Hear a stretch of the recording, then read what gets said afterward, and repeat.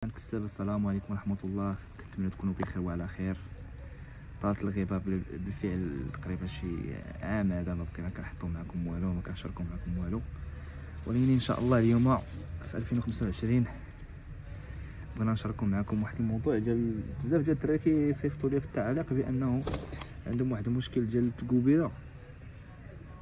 بغيت نبارطاجي معكم هذا الدواء هذا، راه سي ان انتيبيوتيك اي اونتي بارازيتير، مضاد للطفيليات ومضاد حيوي بالنسبه للدراري اللي قارص لهم الحمام، البرد، اولا اللي عندهم البراكه دا كولوندير، اولا اللي عنده شي سطح ما توصلوش الشميشه. كاين اللي تيكون عنده داير به الحجاب ولكن ما كيوصلوهمش الشميشه، اللي كيكون عنده مثلا شي بيت في السطح ولا هذا ما ضربهمش الشميشه. المهم انا كنصحكم بهذا الان عن تجربه، يعني ما نكذبش عليك.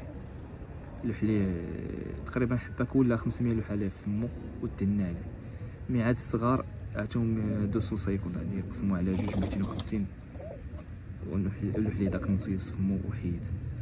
بالنسبه للحمام من الحوق للفوق اللحلي حبه كامله في فمو ودهنا عليه، وحاولوا انك تخرجوا من الشميشه الا كاينه الشميشه ولا. المهم باش نقضي الغرض قبل ما يتقرصوا لك الحميمه، حيت بزاف ديال الدراري كيصيفطوا لي بان الحمام ديالهم راه مات وهذا راه ما عرفوش مناش، من هذا الشيء من البرد.